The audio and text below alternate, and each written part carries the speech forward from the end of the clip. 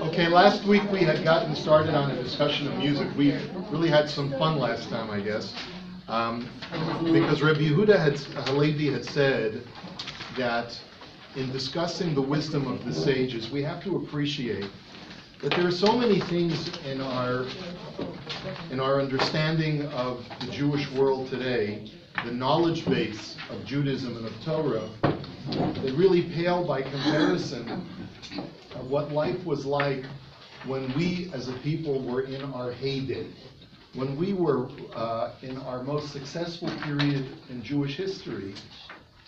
The knowledge that we had, not just the knowledge, but the prestige that we had, and also the artistic expression that we possessed, was of such a high caliber.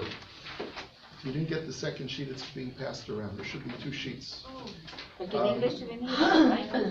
Was of such a high caliber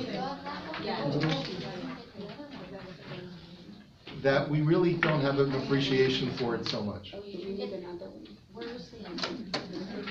It's being passed around. It is? There you go. That's it.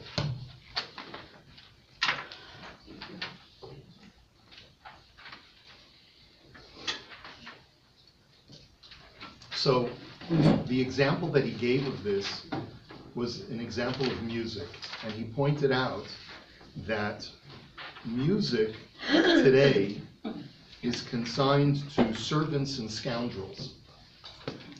So when you listen to music today, you're not listening to something amazing. You're listening to something that was composed by lowly people. And if it was composed by lowly people, then the quality of the music, the quality of the lyrics, is going to be lowly.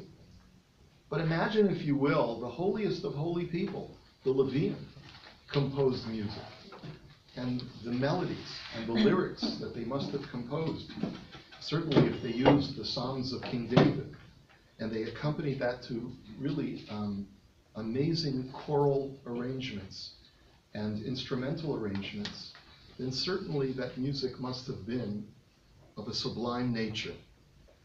And this is just one more example of how the Jewish world really possessed a much more beautiful culture than any kind of culture that is currently extant today.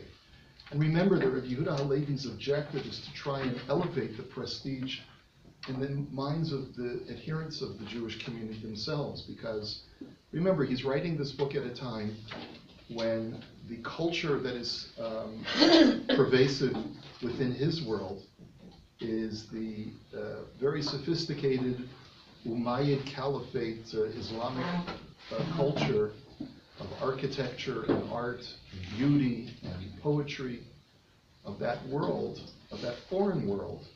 And the Jews are told that they're primitive, that they are throwbacks, that they don't possess the same level of sophistication as the culture in which they find themselves in. And Rabbi Yehuda Halevi's point throughout this book is to the contrary. What you possess today is so inadequate when it's compared to the cultural advancements of the Jewish people when the temple was standing. I mean, we had the beauty, we had the architecture, we had Bitzalel and Aholiab, and we had, constructing the Mishkan and the architects of the temple, King Solomon and his builders, and then Ezra and Nehemiah and his builders, and then the music that must have been taking place and the art that must have taken place in that time must have far surpassed anything that we have today. That was his argument. And we got onto a discussion, very interesting discussion, of what the role of music is within a Torah Jew's life.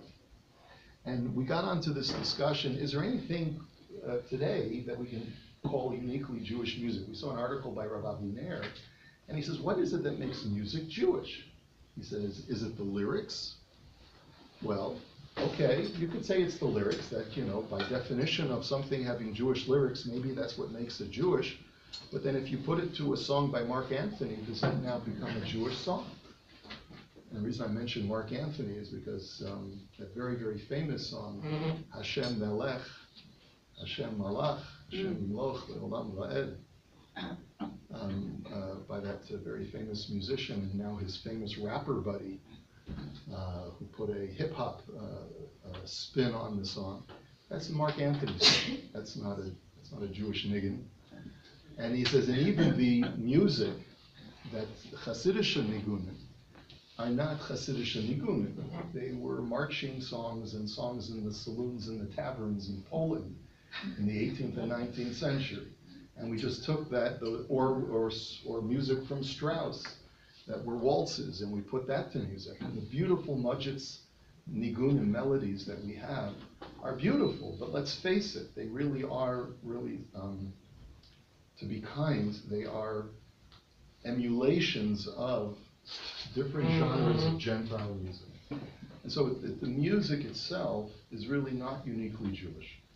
But Rabbi Biner concluded in that article that when Mashiach comes, don't worry, we don't know what the music sounded like in the times of the temple.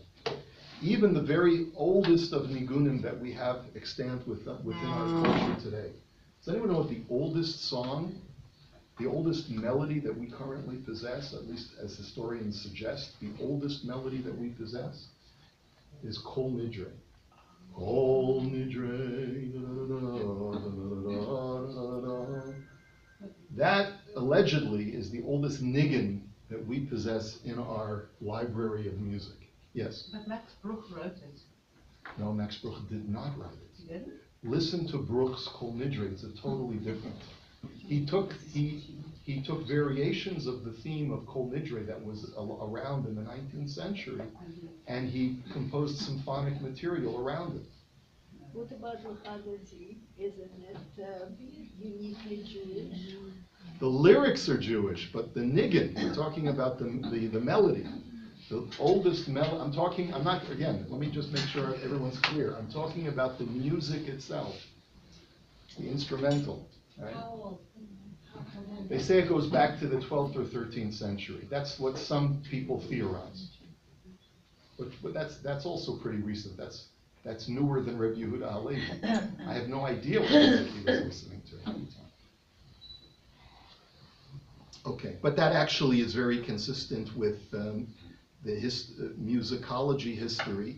We don't have a lot of history of anything earlier than the medieval period. There just was no way of recording it. Yes? Do you want an answer, Rabbi Korobkin, to the question, what makes a song Jewish? Yes, please. So I just think from, growing up, the songs we sang and played at Simchas.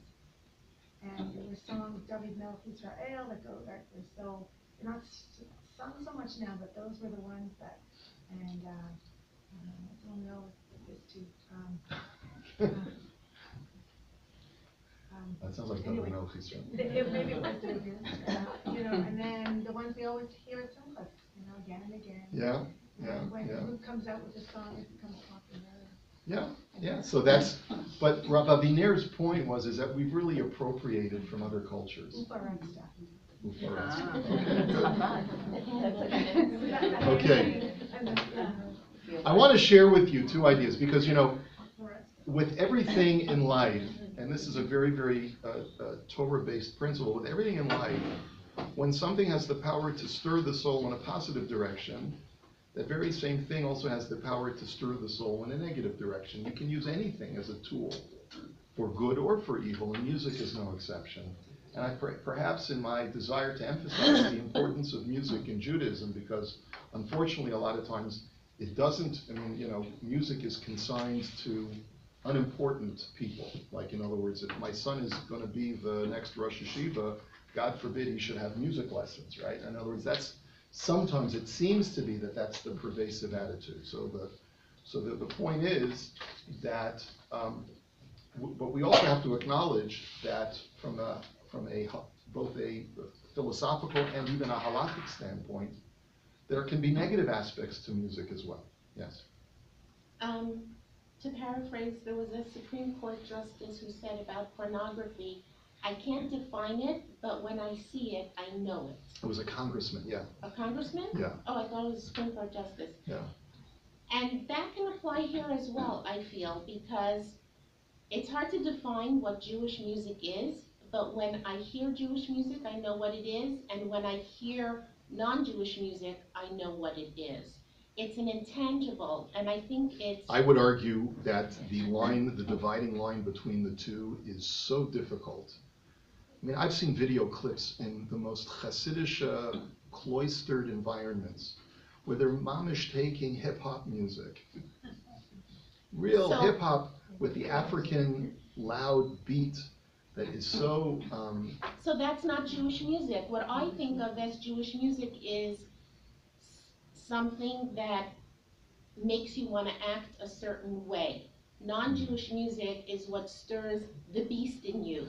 And that hip-hop music, just because Hasidim are playing it, if it stirs them to act in a way that's not refined and that's not uplifting, that's not Jewish to me. I think there's validity in your point. I do. Okay, but I wanted to show this to you, the two very interesting points that I wanted to get to, which is from the sheet that has these two sources on it. It's just got text on one side of the sheet. One is from the Rambam, Maimonides. And it's important to remember that Maimonides emphasized the intellect above everything. So he lives shortly after Rabbi Yehuda Halevi. And so keep in mind that Rabbi Yehuda Halevi may have had a greater love and affection for music than the Rambam. But even the Rambam understands that music has value. But he writes something critically here about it, the community of his time, that I think is important for us to bear in mind. This is the Rambam's commentary on Pirkei Avos. And in Pirkei Avos, in the first chapter, one of the Mishnah says that the most valuable thing that a person can have in life is shtika, is silence. Silence is very, very valuable. Lo matzasi laguf tov ela ashtika, that there's nothing better in life than silence. Sometimes that's the best remedy for everything. And the Rambam goes on this Mishnah and goes into a long discussion of what kinds of conversation, what kinds of speech are appropriate, and what kinds of speech are inappropriate. And in the course of his discussion of discussing appropriate and inappropriate speech, like inappropriate speech, of course, would be like something like Lashon Hara. Appropriate speech would be talking about lofty ideas, right? But then he goes on and he talks about shira. He talks about music. He talks about song. And this is the first source. He says, "V'daki hashirim hamechubarim be'ezol lashon sheyiyu." He says, I want to tell you something about songs. He says, songs, it doesn't matter what language they're written in. Omnam yivachanu be'inyanehem. He says, all different types of music will vary in their quality depending upon what kind of music it is. Behem nohagim min hagadibor asher kavar chilaknu, just like in speech. Some speech is good, some speech is bad. Va'omnam bi'arti zeh alpha pishu mevuar. Is the reason why I have to point this out, even though it seems quite self-evident, is lefisha ra'iti zekenim ve'anshei ma'aleh me'umatenu. Because I've taken note of the fact that in our community, there are many elders and very respected members of our community, shekashir yihiyu b'mishtei yayin, that when they go to a party where wine is served, b'chatuna o bezulata, whether it's at a wedding or something else like that, a celebration, v'yirtzeh echad lashir shir aravi, and someone wants to get up and sing an Arabic song, which is the national language of where the Rambam is living. Afilu haya inyan zeh hashir b'shevach hagavura o hanedivut. He says, even if the lyrics have a positive spin on them, talking about the virtues of strength and generosity, which of course there's nothing wrong with that lyrically, oh, b'shevach hayayin, or sometimes the song will digress into a discussion of the virtues of wine. He says, that's not the good part. And that, of course, is not a nice thing to be thinking about. Oh, how wonderful wine is. Give me another hit, you know. He says, I don't see what the heter is to listen to music where the lyrics are extolling something that runs counter to our Torah.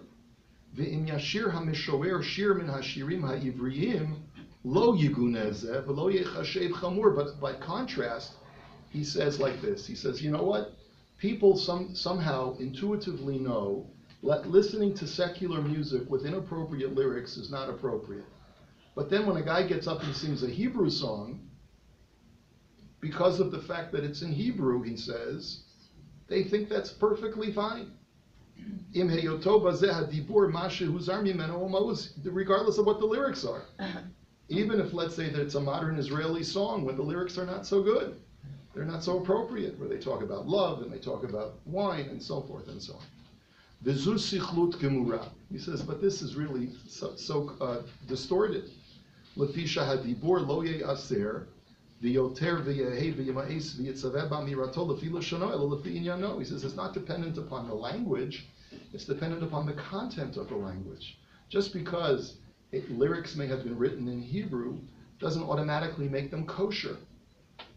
So he says, she'im yihye inyan ze hashir ma'alet tzarich la'omro be'ezel lashon shiyeh v'im yinyano pechitut tzarich la'hanicho be'ezel lashon shiyeh. He says if the lyrics have a positive message, then there's nothing wrong with singing them, regardless of their lyrical origin, regardless of whether they're in Arabic or any other language. And if the lyrics are negative, then it doesn't matter the language. You shouldn't be singing those songs regardless of what their origin is. V'lo od ela sheyesh etzli bazet tosef. But I want to say something else, he says. Shim yihiyu shnei shirim shelahem inyan echad la'orer koach ha'ta'ava u'lishavcho l'sameach ha'nefesh bo v'hi b'chitut. He says if a song's whole objective is to arouse within a person a desire for something that's inappropriate, and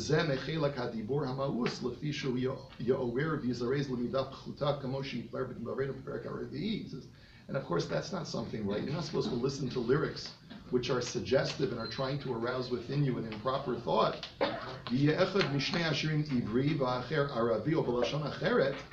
says, and let's say you have two of those kinds of songs. One is an inappropriate song with Hebrew lyrics, and the other one is an inappropriate song with Arabic lyrics. He says, which song is going to be more harmful to you? He says, "Tiyesh miyat ha'ivri v'hadibur bo yoter me'usa etzel ha'torah l'malat alashon." Surprisingly, he says, which one would you think is better? Which one is worse? The one that's worse is the lyrics that are written in Hebrew. He says, because not only are you getting across a negative message that is antithetical to what a Jew is supposed to be thinking about, but you're expressing it in a language that is holy. He says, you're only supposed to use the Torah, the Hebrew, you're supposed to use for lofty things, for holy things, for good things, for things that are positive. וכל שכן אם יצורף לזה שימוש בפסוק מן התורה ומשיר השירים לזאת הכוונה, שאז יצא מחלק המאוס לחלק האסור המוסר ממנו.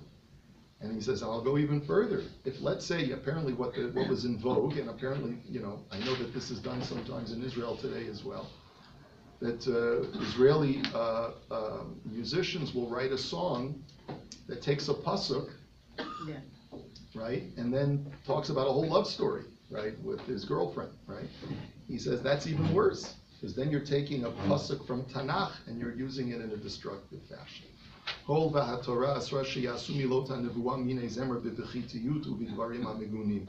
Because there's certainly, then you're abusing not only the Hebrew language, but you're abusing holy words of Tanakh. Okay, so there are many different ways in which a person can take this. And I have to tell you that I cannot fault someone who absolutely refuses to listen to all secular music. There's a lot of, I would say, that's why I told you last week, I tell my kids, I feel sorry for you didn't grow up in the 70s. And someone says, the 60s. And all music is always better the further back you go, right? But music today is so suggestive. And really, the values and especially, the hip-hop stuff is like really bad stuff. Because, and I have to tell you, some of the lyrics that I've seen that are sung by women are even worse than the lyrics that sometimes are sung by the men. Because the lyrics that the women sing is that they're sort of basically objectifying themselves. It's one thing if a Prasta man goes ahead and objectifies a woman, talks about her body and things like that. Okay, so the guy's a lowlife. But a woman objectifies herself and says, what do you think of this part? And what do you think of that part of it, right? She objectifies herself. I mean, that's like the most low that you can possibly get. So I certainly cannot fault those in our community who say, don't listen to any secular music at all because it's all trash. The truth is not all of it is trash, but it's hard to find the good stuff, let me put it that way. So that would be a very, very appropriate kind of approach to take with one's children. Of course, and this goes, of course, parental discretion. I'll be honest with you, that's not the approach that I take, even though I recognize the abject disgustingness of some of the music today. The reason that that's not the approach that I take is that I don't find it to be practical. I don't find it to be a practical approach because within the milieu that I'm bringing, within the culture that I'm bringing up my children and the access that they have to so many things in the outside culture, my experience tells me that the more that you make these kinds of things into forbidden waters, like King Solomon said, stolen waters are sweet. And the more you make them forbidden, the more that a child will want to track them down and say, gee, why did mom and dad tell me not to listen to this? Let me start listening to it because I want to rebel and I want to do something that my parents tell me not to do. So I think that as much as there's value to listening to the Rambam and saying, don't listen to this kind of stuff, it's not good for you. It doesn't help to engender within you the lofty values that a Jew is supposed to have. But when it comes to parenting, a parent has to use wisdom in knowing how to discourage their children and their loved ones from engaging in this kind of music. And I'll even go a little further, and I'm not sure whether this should be recorded for all posterity, but there's a lot of songs that I still love from the 70s that maybe the Rambam might not have approved of. I'm not sure, but I have to tell you, it's like it's sort of it's so much part of the way I was brought up. I mean, I think I mentioned to many of you, I was brought up in the music industry, in the secular music industry. That was my father's vocation. He was the vice president of ABC Records in Hollywood. So for me to sort of say that I have, there was a time when I was in yeshiva, I fully immersed myself in the yeshiva world, and I couldn't, that was a hermetically sealed thing, and that's the time when you don't expose yourself to any of the outside world. But there are also times as adults where we say to ourselves, this brings me back, listening to this song brings me back to a time when life was cleaner, more innocent, brings me back to what I was thinking about back in those times, and that nostalgia can actually be very stirring and be very therapeutic, in my opinion. And so when I listen to an old Eagles song or a Beatles song or something like that, personally, I'm just telling you this for me, I'm not advocating this for anyone else except for myself, I find that the lyrics, they sort of bounce off of me. I'm not thinking about the girl that this guy fell in love with, and right, because thank God I'm married, that's number one. So when I think about a love song, I think about my wife, right? And also because that's not the main focus for me of the song. And so I'm just sharing. I'm sharing with you. I'm not telling you. I'm not telling you what is the right approach. I'm just sharing with you my personal life story. Yes, Linda. I think that, you're right in the sense that I think that the music is just a reflection of what's going on in society at that time. I think, unfortunately, I always say that we're living in stone because it's just everywhere, bad stuff. And, but kids are still able to recognize, I know my son will listen to things and he'll say, he actually screens things for me.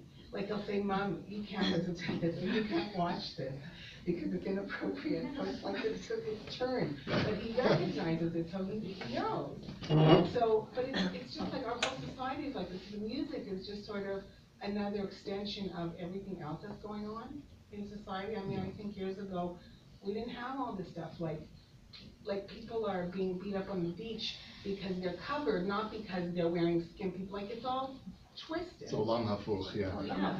That's right. I think it's not just, in the old days, it was the transistor radio with the music. Now it's the musical videos. So we're seeing music, but we're seeing the visual, we're seeing the dancing, Yeah. the inappropriate.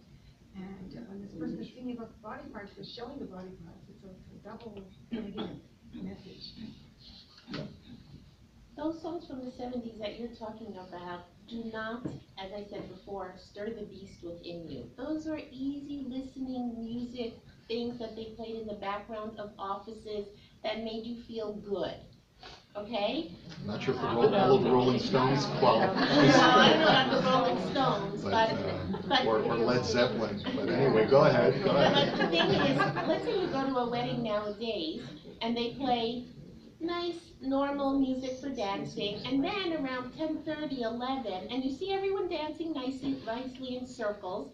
Around 10:30, 11, all of a sudden the band like switches gears. Only most of the people my age have left by then, and the young kids are there, and they start playing totally different kind of music. And it's so interesting how you can see how the people dancing change. You can see they become wilder, they become bolder, they become crazy, they start doing crazy things. So you can It's very interesting, you know, it's a very good point. I'll just share with you my contrast. You know, when I was a kid, there was a lot of mixed dancing that was going on. You know, there was that time in the bar mitzvah where there was Hasidic dancing, and then like it was 10 o'clock, 10:30, then all of course, what was the first song? Rolling on the River. That was Creedence Clearwater Revival. That was the song, Rolling on the River. Remember that one? That was the first song that signaled that it was time to do mixed dancing, right? But even by comparison, Rolling on the River is tame compared to the beat that's going on at these really, really wild songs, even though the dancing is separate. So it's an interesting reflection. Okay, yes. Go I ahead. can just speak just because I know what's going on in the music industry. Yeah, Just from please following. enlighten us old fuddy-duddies. I'm just saying, hi everyone. Yeah. We've become desensitized to it. I can speak, I think I can represent my generation, is that things that, of course, you seem outrageous to us, we're like, oh, this is what we grew up with, this is what we heard on the radio, and at weddings, that's what we want to play, no different than when you hear certain songs from your childhood, it brings back good memories. Even though these songs are really bad, they're really gross, and they completely objectify everything 100%, they do bring back good memories for us. And we now are looking on the music that's coming out now that we hear, you know, what's being played at bar mitzvahs, and we think to ourselves, oh my gosh, that's horrible. No different than you think what we listened to, it was horrible. I'm agreeing that it is horrible. As well, I just have a question. Point very well taken. Thank I have you. a question for you. Yes. So then what should we be listening to then? What should we be listening to? I'm still looking for that CD with the Levium's music on it. I don't think I'm gonna find it, but I will tell you this, I will tell you that if you were my daughter and you were asking me, Dad, what should I listen to? I would say, first of all, acquire a taste for classical music. Listen to Mozart, listen to Beethoven, listen to Bach, to Brahms, to Bruch, to all of the to Barber, to Mendelssohn, even Mendelssohn you should listen to, and Handel and Rachmaninoff and Tchaikovsky and all of the other greats. Just like my mother told me to listen to that stuff, even though it's like it's a bitter pill when you start listening to it, like I can't stay awake with this stuff, right? But eventually you develop a taste for it, and it stirs the soul. It stirs the soul. And that's the point, is that there is music that stirs the soul. And to have a world without music, which I think unfortunately sometimes is the message that gets through to B'nai Torah, which is you're better off not listening to any music, that's a tragedy. That's a tragedy. That's not what we want, right? Because a world without music is a world without color, is a world without, you won't be able to be in touch with what's inside of you. And that's what music is supposed to do. It's supposed to bring out either joy or other emotions that are very, very deeply embedded within you, and you're supposed to find them. I think that, you know, I'm a bit of a snob when it comes to art, and I think that a lot of the Jewish music today is garbage, to put it nicely. But at the same time, if a person enjoys Jewish music and at least he's able to listen to Hebrew lyrics. Gesundter hate. The other thing that I wanted to show you was a tshuva from Rav Moshe Feinstein that was written in Tafshin Yud Tes. Now we're talking about 60 years ago, this tshuva, or 55 years ago, this tshuva was written. And it's a very interesting tshuva. The question that he is asked is as follows. Bidvar nigunim she'asa adam kasher she'achar zman nitkalkel v'sani shum anei. The question is, that was brought to Rav Moshe, there's music that was composed by a kosher man, a man of moral repute, who later it was discovered that a rumor has gone out that this person is not as kosher as he used to be. Im yesh l'nagnam al chatunot. Should we use that person's music and play it at our weddings, at Jewish weddings? For those of you who are in the know, will know automatically and immediately who he is referring to, but we will not be mentioning this person's name so as not to be motzi shemra or to say lashon hara about a person who's no longer among the living. But it's a famous Jewish composer, okay? And the question is it permissible to play this person's music at chasanas? So Rav Moshe was asked this question. There were other poskim that were asked this question. Rav Menashe Klein has a tshuva about it where he's much more stringent than Rav Moshe.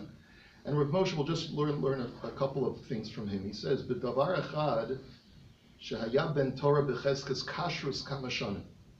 There was a ben Torah who was kosher from for many years. V'hu menagain she'asa nigunim shel shirei kodesh v'lashir lachatunot. He wrote many holy songs, songs with holy lyrics that were meant to be sung at weddings and the like.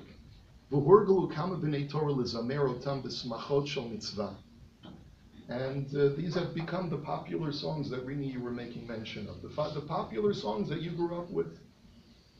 And now all of a sudden, I'll just paraphrase the rest of this.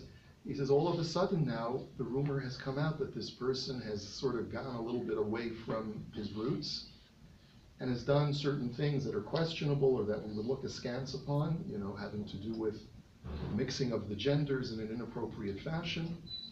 And so the question is it permissible to listen to the songs that he wrote when he was still kosher? So the first thing that Rav Moshe says, so first of all, you understand that the premise of this question is that if a person in his personal life is not a kosher person, then maybe you shouldn't be listening to that person's music, because the music itself could carry over certain unhealthy things from the soul of the musician. Now, if that's true, then perhaps we shouldn't be listening to Mozart either. I just want to make sure that you understand that what the stakes are in this question to begin with. Okay? But the first answer that Rav Moshe offers is that, first of all, if the songs that he wrote were written when he was still from a Yid, so then it's certainly not a problem to continue to listen and to play that music. And he says, and the proof is, because the Gemara brings a story about Yochanan Kohen Gadol, who had instituted a number of practices within the Jewish community in the times of the Second Temple. And then at the age of 80, he became a Sadducee, he became a heretic. And yet, so many of the practices that he instituted, not only did they continue, but they were also attributed to him, to Yochanan Kohen Gadol. So the fact that we continue to attribute these things to him, just because he became a heretic later in life, does not invalidate the good that he did before he became a heretic. And we know the same thing. Another example would be Elisha ben Avuya, the very famous person who became known as Acher. He's quoted in Pirkei Avos for his positive teachings when he was still Rabbi Elisha ben Avuya. And even though he became an apostate later in life, does not negate the good that he contributed to the Jewish people while he was still alive, while he was still a kosher person. So therefore, that for sure we can sanction. But then he goes into another issue, which is in the next paragraph. He says, "Ube'etzem mesupkani afa hanigunim she'asa achar shesani shum aneh." What about the music that he wrote after the word went out that he sort of departed from the standard Jewish community?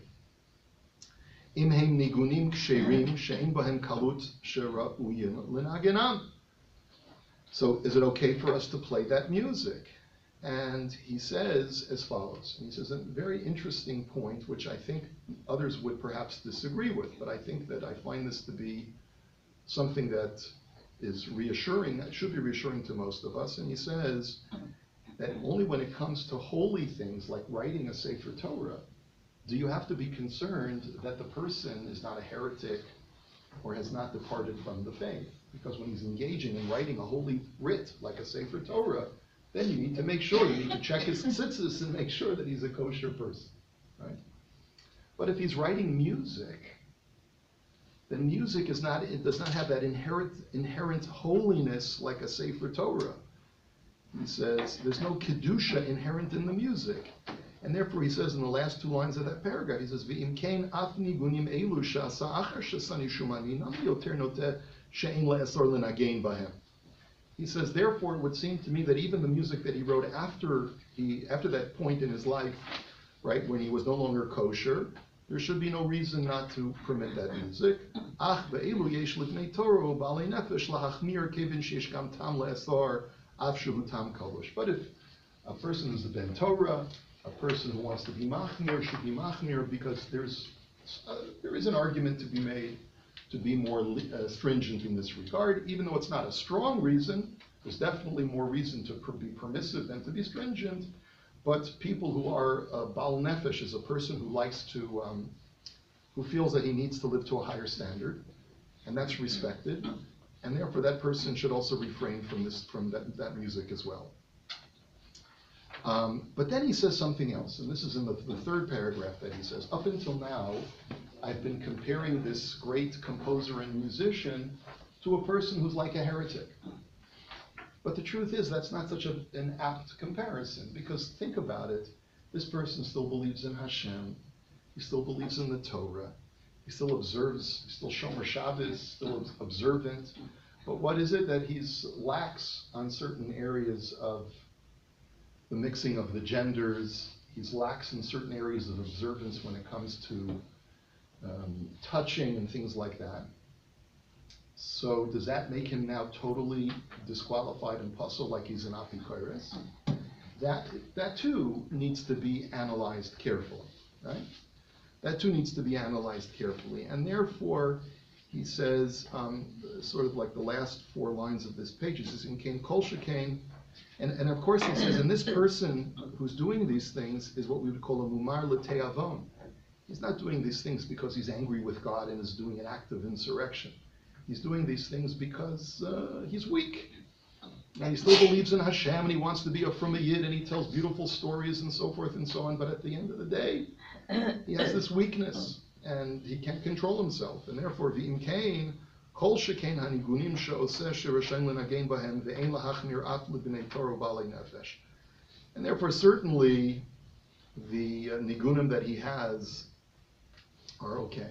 And therefore, Moshe's conclusion is that the music of this Jewish composer are perfectly fine, unless he develops some concepts of kfira, unless he develops some concepts that are heretical to our faith, which was not the case with this particular composer. So, again, the reason why I present this to you is to sort of sensitize us all that music is acknowledged and recognized by our great thinkers as being something that can have great impact, both positive and negative.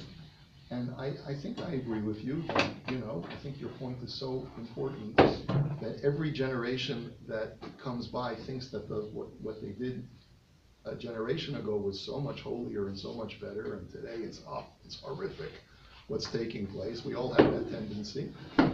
But at the end of the day, a person has to use discretion and be aware that what you are what you eat, and you are what you listen to, right? And so you don't want to be negatively affected by the music, but adarabba, you want to be positively affected by the music that you listen to. There's one more thing I just wanted to visit with you because we are running out of time. Oh, not only we're out of time.